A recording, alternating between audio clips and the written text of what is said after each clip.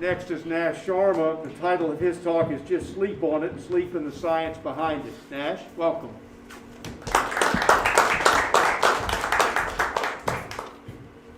Do you ever wonder what goes on in your head during sleep?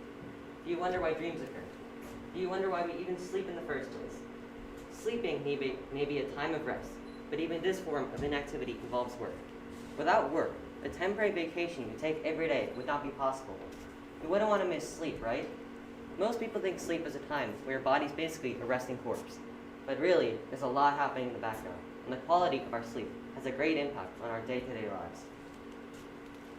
As you lie in bed waiting to fall asleep, you may think your brain is falling with you. This is very much an understatement. Every night your body experiences cycles of sleep. Each one of these repeated cycles lasts around 90 to 110 minutes, and you repeat them around 4 to 5 times each night. Each one of these sleep stages, or sleep cycles, consists of sleep stages. These include stage 1, stage 2, stage 3, and REM sleep. These stages are completely different from one another, and you repeat them over and over again until you wake. Stage 1 is light sleep. This stage is light non-REM sleep, which means non-rapid eye movement sleep. This stage only lasts around a few minutes, and is a stage where your body is basically on the verge of sleeping and waking up, preparing for deeper sleep. In this stage, your muscles start to relax, along with a few twitches, and your breathing rhythm is slow, along with your eye and mind movements also slowing down. Stage 2 is similar to this. It is also light non-REM sleep, but in this stage, your sleep is getting deeper. Your muscles relax even more, and your heart rate sets to an average of 40 BPM for adults and 65 BPM for kids. This is also the stage where your temperature drops slightly, and your brain activity actually starts to decrease, with sudden increases in activity. These increases or bursts of activity actually resist your body from being woken up. Your eyes move slowly as you fall into a stage between light and deep sleep. Light and deep sleep. Stage 2 is actually where you spend most of your repeated cycles. It lasts around 10 to 25 minutes. Stage 3 begins after. Stage 3, also known as deep sleep, lasts around 20 to 40 minutes. In this stage, your muscles relax even further, and your heart rate and breathing rhythm are set to the lowest level. Stage 3 is also scientifically proven to boost your immune system and acts as a repair stage for your body by boosting this system. Stage 3 also scientifically is proven to slightly contribute to the growth of memory, creativity, and keen thinking, because some thinking processes can only be done in sleep. Stage 3 also gives you the sleep that makes you feel refreshed in the morning. Lastly, there's REM sleep. REM sleep, or rapid eye movement sleep, is a form of deep sleep, partially similar to stage 3. It usually lasts around a few minutes in your first sleep cycle, but it increases to an hour in your last sleep cycle. In this stage, your brain activity actually starts to increase. The muscles throughout your body experience temporary paralysis, which is where you cannot move. This is a function sent by the brain to resist your body from acting out your own dreams. Your eyes move quickly, giving the stage its name. All stages of sleep include very vivid dreams, but in REM sleep, they are less common and intense. REM sleep, instead of boosting key bodily functions like stage 3, instead boosts key mind functions. These include essential cognitive functions like memory, creativity, and learning. The 4 stages of sleep are very important to a normal, healthy sleep cycle, and can make a great difference in your awakeness, because you need to have a balance between deep sleep and REM sleep in order to have a normal, healthy sleep cycle. A normal, healthy sleep cycle is affected by your circadian rhythms and sleep-wake homeostasis. These are 2 important sleep mechanics that guide and control your sleep. Your circadian rhythms are basically your internal alarm clock. They tell you when to wake up and when to sleep without an alarm clock. This means they only tell you when to do so and not to physically do it. They also control the release of some hormones, your metabolism, and your body temperature. This means they also tell you the timing of your sleep and allow you to sleep and wake up without an alarm clock if you get a healthy amount of sleep. They also control the amount of melatonin produced by the brain. Melatonin is a hormone that makes you feel tired, and is produced when there's no natural light visible. This is why you feel more tired at night than during the day. Sleep-wake homeostasis is another important sleep mechanic that regulates your sleep intensity and forces your body to sleep. This sleep mechanic works against your circadian rhythms to regulate when you're awake or asleep. But the battle between these 2 sleep mechanics can easily be influenced by your diet, stress, sleep environment, medication, and last of all, exposure to light. Exposure to light can influence your sleep greatly, because in your eyes there are special light cells that process light and tell your brain the time of day it is, like light or dark. If your exposure to light is high, you could have trouble sleeping. This is why you should learn to control your sleep mechanics, so you don't end up waking up at 3 in the afternoon like me. Otherwise, you must definitely decrease the amount of sleep you get. Since these sleep mechanics are so important to sleep, how much sleep do you actually need? Well, school children and teens need around 9.5 hours of sleep, and adults need around 7 to 9 hours of sleep. These amounts may seem high, since the average person only sleeps around 6 to 7 hours, but they're not. So we're basically sleep depriving ourselves by sleeping less than 7 hours. What happens if you don't get any sleep at all? In 1965, a 17-year-old named Randy Gardner stayed awake for 264 hours. That's 11 days. With this serious sleep deprivation came serious consequences. On day 2 of his experiment, Gardner experienced what is known as ataxia. This is impaired coordination due to damage done to the cerebellum, which is a part of the brain in the very back of your head. In Gardner's case, his sleep deprivation damaged it. On day 3 of the experiment, Gardner became moody and uncoordinated. This is because of sleep's effect on your mood and emotions. On day 5 of the experiment, Gardner started hallucinating.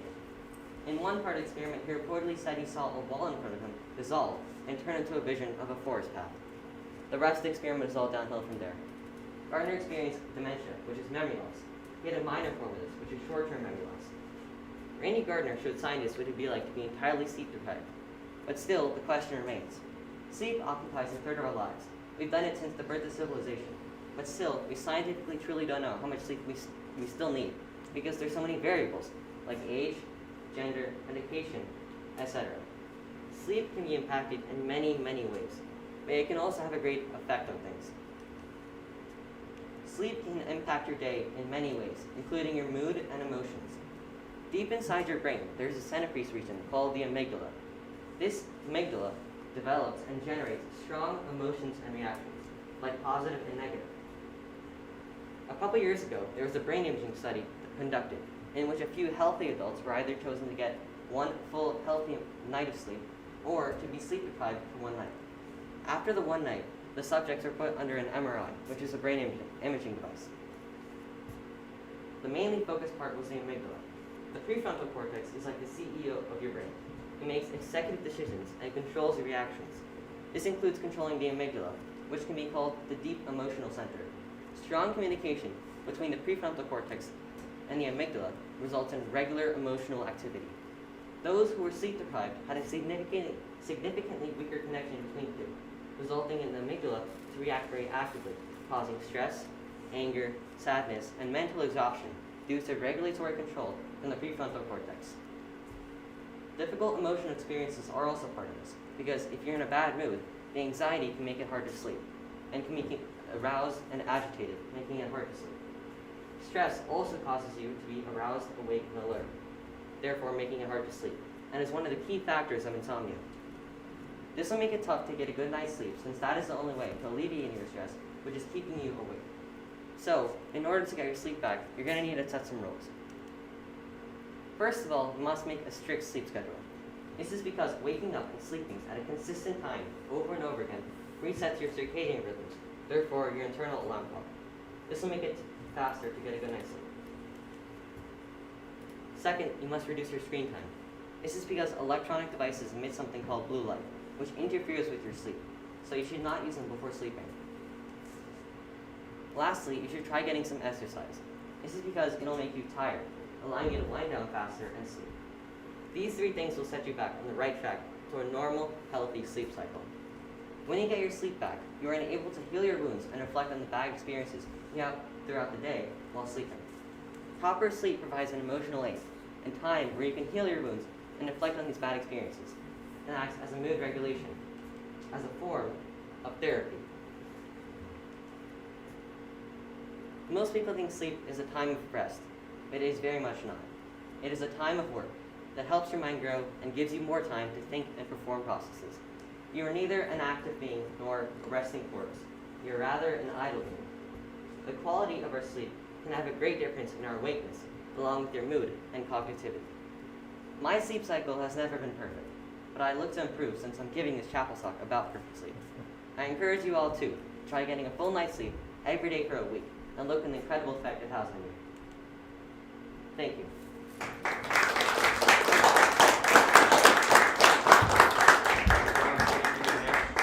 Questions for Nash this afternoon? Finley? So you mentioned about the guy who didn't have any sleep for 11 days. How many days do you think a human would need to go without sleep to be like near death?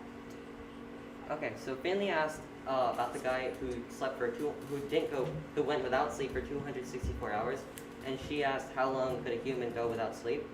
And from my information that I've gathered, I'm guessing without sleep, along with food and water, probably only around 10 days without food and water, but with food and water and like his conditions that he had, probably around 2 weeks before passing out.